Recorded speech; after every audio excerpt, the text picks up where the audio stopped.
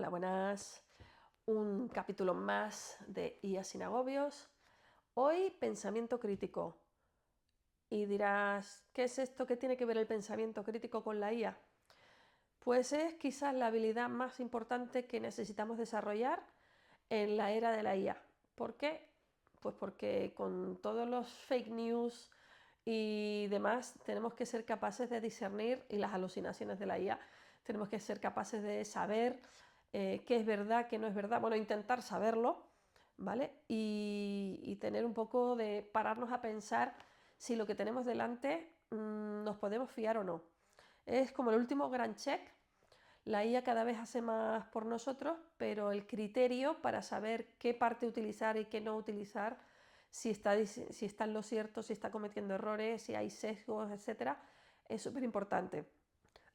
Vale, entonces ya os he convencido de que el pensamiento crítico es fundamental, espero, y si no, pues bueno, ir a otro sitio a convenceros.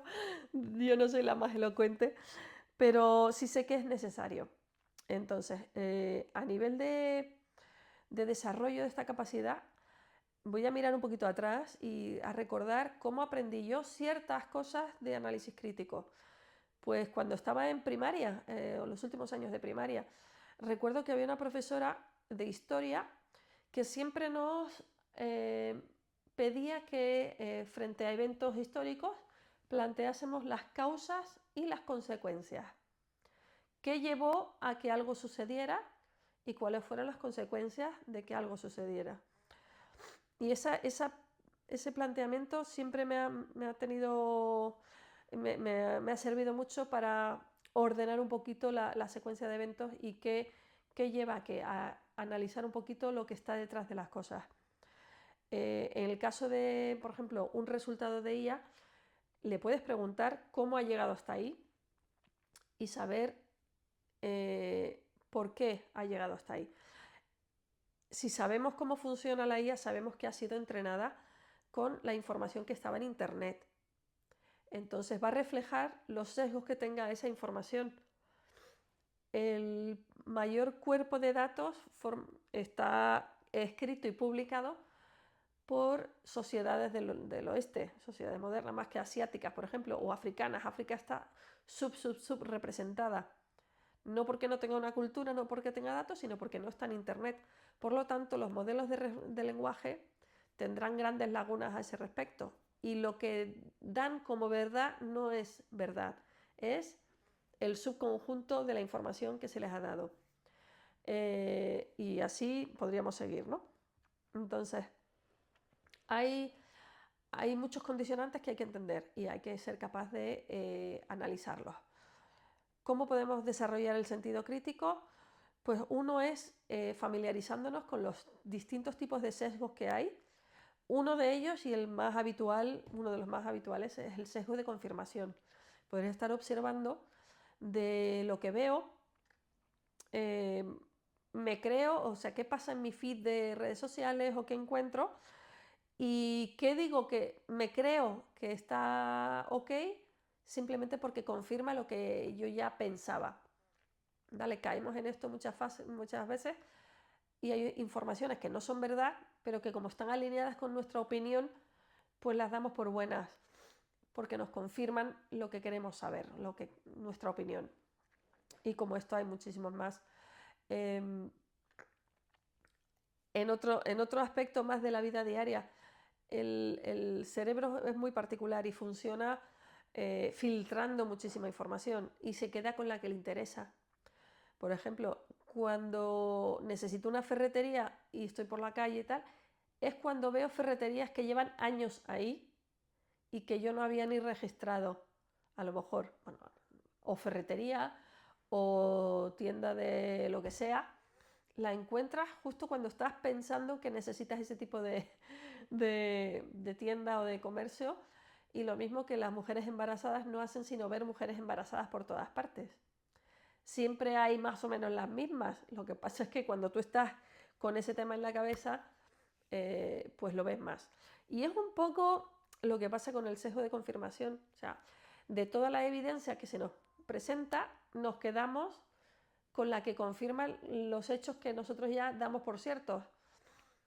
Y hay otras evidencias tan poderosas, tan fiables y tan fidedignas que demuestran lo contrario, pero esas las ignoramos. Entonces hay que estudiar un poco el tema de los sesgos y andarse con ojo, ¿vale?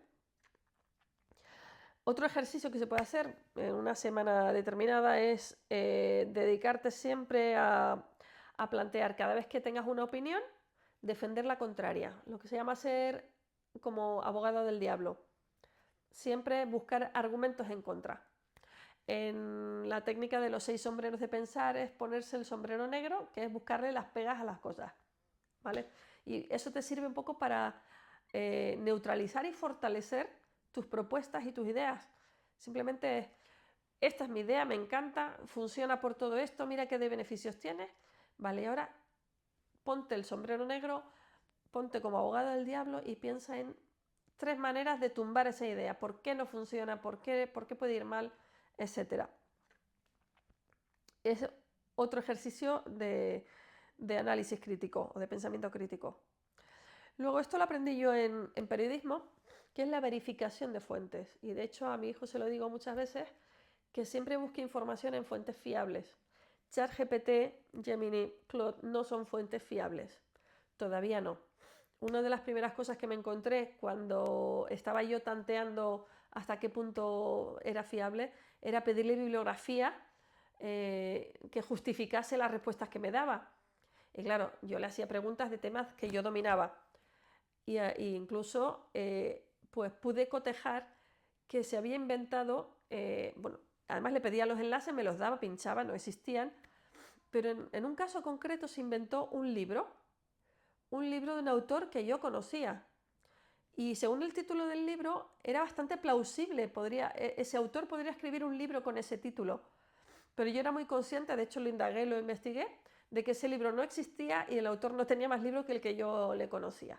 ¿Vale? Entonces antes de lanzarte de cabeza a creerte todo lo que dice la IA, valida un poco con temas que tú controles mucho y coteja las respuestas que te da.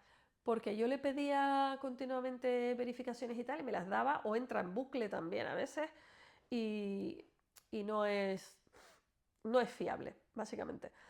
Que en periodismo, que yo estudié algo de ciencias de la información en su día, no basta solo que alguien te confirme la información. En información muy delicada se buscan hasta 6 fuentes distintas que confirmen un hecho. Esas fuentes suelen ser personas que te lo reporten o que te lo validen o que sean personas de las que tú te fíes o organismos, instituciones conocidas de buena reputación. No es lo mismo el kiosquero de la esquina que la universidad de no sé dónde, etcétera, etcétera, ¿no? Y con esto, pues bueno, más o menos vas cuestionando el tema. Otra cosa que yo aprendí cuando estudiaba filosofía en el instituto era la lógica. Ay, ¿cómo era aquello? No me acuerdo. Pero vamos, que hay veces que si A, entonces B, si B, entonces C, entonces si A, entonces C. Cadena de pensamientos, además. Estudiar la lógica que se estudiaba en filosofía también ayuda a cierto pensamiento que te ayuda a analizar si es coherente un desarrollo de una información. Básicamente lo que nos podemos preguntar simplemente es, ¿y esto cómo lo sabes? ¿Y esto por qué es cierto? En un vídeo más cortito que hice hace unas semanas os planteaba simplemente 3 preguntas. Cuando alguien os cuenta algo o cuando os llega información de algún sitio, es ver un poquito qué valor tiene esa información en sí misma.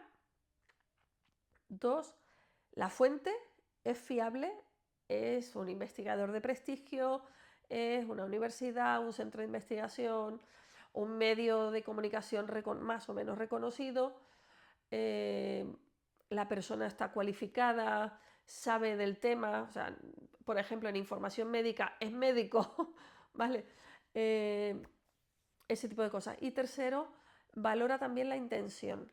¿Por qué me lo dice?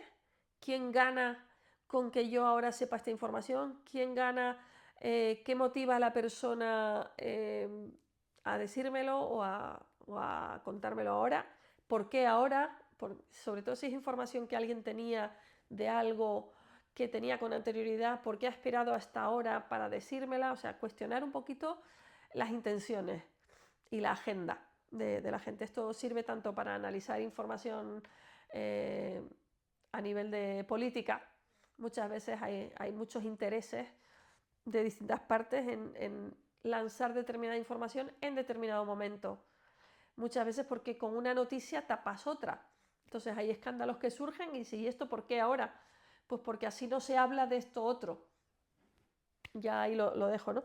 Pero en el día a día lo tenemos también. Mucha gente viene y nos cuenta un secreto o información porque sabe que va a perjudicar o a favorecer a determinadas decisiones o personas. En general, una de las actividades más o menos lúdicas que se puede plantear para desarrollar este pensamiento crítico es el de hacer debates. El debates y ponerse en una postura y defender cosas súper aleatorias. ¿Por qué los cangrejos deberían casarse? ¿Y por qué no?